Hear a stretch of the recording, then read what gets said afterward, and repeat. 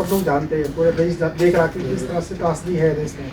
इसका विकल्प के रूप में आप लोग कैसे देखते हैं, क्या विकल्प कैसे हो सकता है कि इस सरकार को जिससे? देखिए, we are not representing political party here. हम कोई राजनीतिक दल नहीं है, इंडिपेंडेंट एकेडमिशियन है, एक्टिविस्ट हैं। और आप थोड़ा पीछे जाइए, 18 की चर्चा इन्होंने कर दी, 19 की चर्चा हमने कर दी कि भारत बंद किसी पॉलिटिकल पार्टी ने नहीं किया था, सामाजिक संगठनों ने किया था। इनिशिएट कोई किया हो, लेकिन अल्टीमेटली वो जन आंदोलन बना और सरकार को झुकना पड़ा दोनों बार। किसान आंदोलन के सामने भी झुकना पड़ा। तो हमारा काम है लोगों को जागृत करना, अवेयरनेस फैलाना और एजेंडा सेट करना, एजेंडा की सेटिंग करना। बाकी कौन पॉलिटिकल पार्टी कैसे रिस्पॉन्ड करेंगे वह देखा जाएगा। अगर लोग जागृत हो जाएंगे, हमारे साथ अगर खड़े हो जाएंगे, दिख जाए कि आंदोलन जन आंदोलन बन रहा है, तो हम अपना एक घोषणा पत्र जारी करेंगे ना, कि जो पॉलिटिकल पार्टी इस घोषणा पत्र पर अमल करेगी हमारा समर्थन उसी को होगा। घोषणा पत्र जारी करेंगे, बहुजन घोषणा पत्र। आपको याद होगा एक घोषणा पत्र भोपाल में भी जारी हुआ था, दलित घोषणा पत्र, दलित दस्तावेज 2002 में। उसमें चर्चा कम हो रही, मैं पढ़ रहा हूँ उसको। और एक बहुजन घोषणा पत्र हम लोग जारी करेंगे जिसमें अपना एजेंडा सेटिंग करेंगे। लेकिन ये सब तब संभव हो पाएगा कि जब लोग इसकी जो संवेदनशीलता है, जो इसकी सीरियसनेस है, लोग समझेंगे। लोग अपने लिए छोड़िए, आने वाले भविष्य, आने वाली पीढ़ियों के जो हित हैं उसको बचाने के लिए अपना निजी स्वार्थ त्याग कर सड़क पे आएंगे, संसदीय तरीके से, कानूनी संवैधानिक तरीके से आंदोलन तेज करेंगे। हमारा तो ये काम है ना। विकल्प क्या होगा नहीं होगा तो पॉलिटिकल पार्टी बता सकते हैं ना। एजेंडा हमारा काम है मुद्दे को गर्म करना। और ये एक्सपेरिमेंट भारत में 3-4 साल में हो चुका है। और इतनी जल्दी इतने बड़े आंदोलन नहीं हुए जितने कि 18, 19, 20 सारे आंदोलन देखे हमने। वो सफल क्यों हुआ? सफल इसलिए हुआ कि लोग आए सड़क पर। तो हमारा काम है जन जागृति करना। जहाँ भी जा रहे हैं लगातार बोल रहे हैं इस मुद्दे पर, लोग समझ भी रहे हैं, लोग आ भी रहे हैं। अब इसको 24, देखिए ये 24 बड़ा इंपॉर्टेंट है, 25 भी इंपॉर्टेंट है। आरएसएस बना था 100 साल मनाने वाला है। तो 24 के चुनाव में अगर ये आ गए इसी तरीके से, तो मुझे संदेह है कि लोकशाही के तो धीरे धीरे जो पिलर सब हैं वो छिटकाते जा रहे हैं ना। तो हो सकता है कहीं कॉन्स्टिट्यूशन ही ना कंप्लीट घोषणा ही कर दे। अभी तक तो कॉन्स्टिट्यूशन के पन्ने धीरे धीरे छिटका रहे हैं, तो 25 में घोषणा ही ना कर दें कि अभी कॉन्स्टिट्यूशन नहीं, मनुस्मृति रहेगा। तो इसको एहसास करते हुए, इसको समझते हुए हम लोग पहले से इसकी तैयारी कर रहे हैं। एजेंडा सेटिंग करेंगे, लोगों को जागृत करेंगे। लोग अगर आ जाएंगे हमारे साथ, सड़कों पे आएंगे, हमारे साथ क्या, अपने साथ खड़े हों। हम लोगों ने इनिशिएट किया है कि इसमें अपना झंडा, बैनर, पोस्टर लेके आइए, अपना भाषण कीजिए, अपने हिसाब से कीजिए, लेकिन एजेंडा सेटिंग करिए। तभी आपके और आपके आने वाली पीढ़ियों के भविष्य सुरक्षित होंगे। सर, आप एक प्रेस्टिजियस यूनिवर्सिटी में है, इस देश के प्रेस्टिजियस नागरिक हैं। क्या आप, चूंकि डेमोक्रेसी में हम लोग रहते हैं, तो क्या पॉलिटिकल लीडरशिप वाली जो सोशल जस्टिस वाली पार्टियां हैं, क्या उनके लिए भी कोई मैसेज है कि वो भी इसमें चाहे तो पार्टिसिपेट कर? जरूर आए, कोई दिक्कत नहीं, स्वागत है। एजेंडा ये है, इस पे आके अपने, हम तो चाहते हैं कि पॉलिटिकल क्लास आए, पॉलिटिकल पार्टीज के लोग आए यहाँ पर, उनकी पार्टी इस मुद्दे पर क्या, अल्टीमेटली ये जो या तो आरक्षण खत्म होना है, निजीकरण होना है, कुछ भी होना है, तो होगा तो पार्लियामेंट के अंदर ही होगा ना। ये सड़क पे तो होगा नहीं।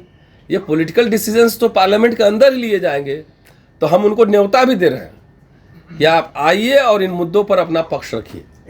Last subsidy sir, you hope political party will participate with you in this? मेरा काम कोशिश करना है, और आ जाए तो स्वागत है, नहीं आएगा तो कारवा तो चलता रहता है ना। कई बार आंदोलन नेता पैदा कर देता है।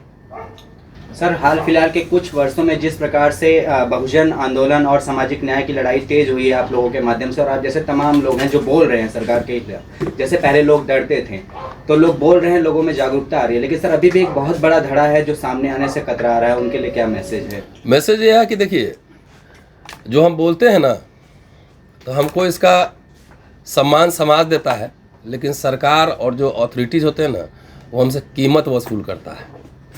तो एक ही संदेश है, जो डर गया वो मर गया। और मैं आपको बताता हूँ, अभी मैं आ रहा हूँ, कॉलेज से ही आ रहा हूँ। आप रोहित बमुला से उठा के देखिए, पायल तड़वी, रोहित, वैसे हज़ारों। थोरट साहब की कमेटी बनी थी एम्स में, जांच करने के लिए कैसे दलित एट्रोसिटीज होता है। तो आज मैं खोल ही देता हूँ, एक अलग प्रेस कॉन्फ्रेंस करूंगा। अभी जम्मू यूनिवर्सिटी में एक प्रोफेसर ने सुसाइड कर लिया, पता है आप लोग? जी है क्यों? क्योंकि उसका प्रमोशन होना था, हेड ऑफ द डिपार्टमेंट बनना था, और उसको तरह तरह से अंदर प्रताड़ित किया जा रहा था। हम तो ऐसे लोगों को हम अपील करना चाहते हैं कि सुसाइड ये सब कोई सोल्यूशन नहीं है। एक ही जीवन मिला है, लड़ो। अब मैं खुद ही एग्जाम्पल बैठा हूँ। ये ओम सुधा मेरे घर जाते, कई साथी आते हैं। मैं हिंदू कॉलेज में रहता हूँ और वहाँ पे जाकर देखिए बाबा साहब की मूर्ति लगी हमारे घर पे, और प्रिंसिपल ने वहाँ कंपोस्ट पिट के नाम पे कूड़ादान खोला हुआ है। क्या कहिएगा? ब्राह्मण का घर अगर होता हो तो उसकी इतनी औकात होती, हिम्मत होती कि वहाँ पे कूड़ादान खोल दे, जबकि हम नहीं थे दिल्ली में रातों रात। वो है ना, रखा हुआ है। कोई ऐसा तो नहीं कि मिट जाएगा, जाके देख लीजिए, उस पर एक रिपोर्ट करिए। मेरे खिलाफ झूठा ये महिला उत्पीड़न केस लगवाया गया है, फर्जी, 2 बार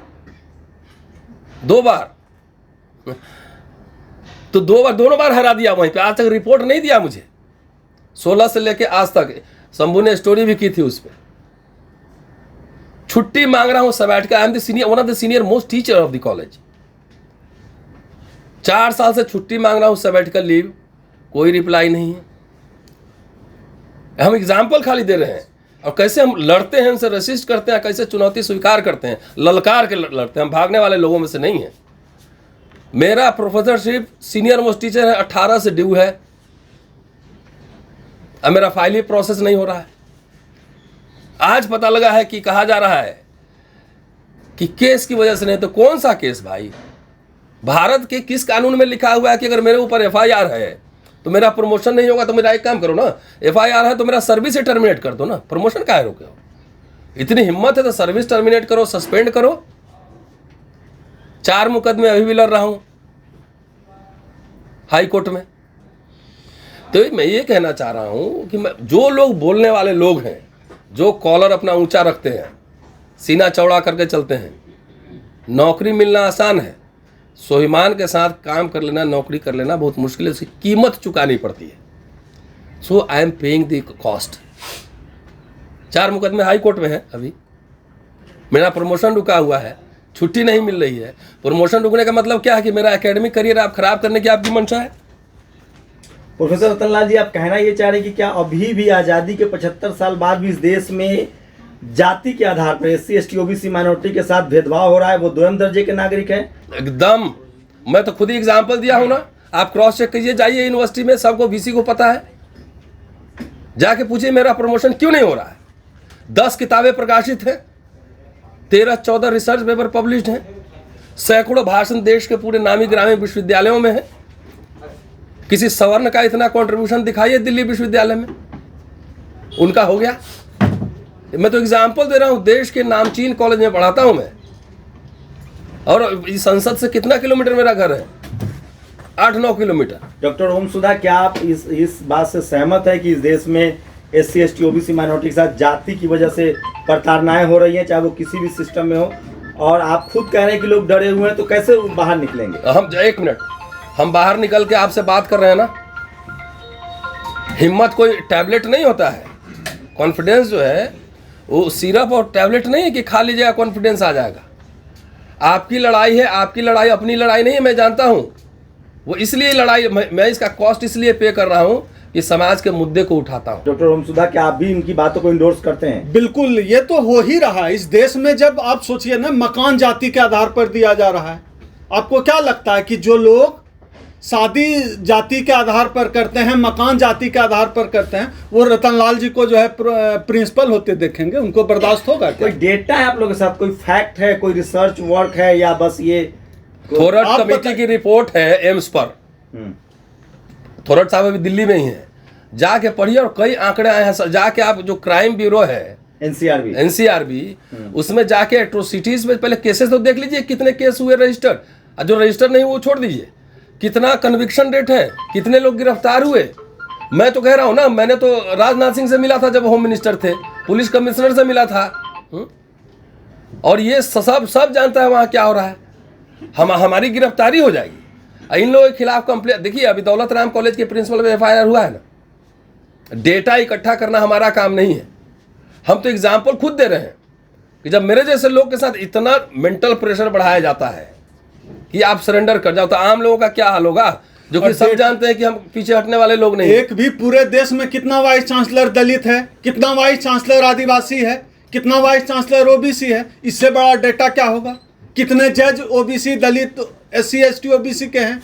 तो ये तो भेदभाव ही है ना, भेदभाव कोई अलग से होता है ये क्या? सेंट्रल यूनिवर्सिटी में ये कि राज्यों के साथ भी ऐसा ही है, या कौन कौन से राज्यों में ऐसा हो रहा है? हर जगह है, सभी पार्टियों की सरकार में ऐसा है। आप एकदम डिग्री में वेरिएशन हो सकता है, कहीं कम होगा कहीं ज़्यादा होगा, डिग्री में वेरिएशन हो सकता है।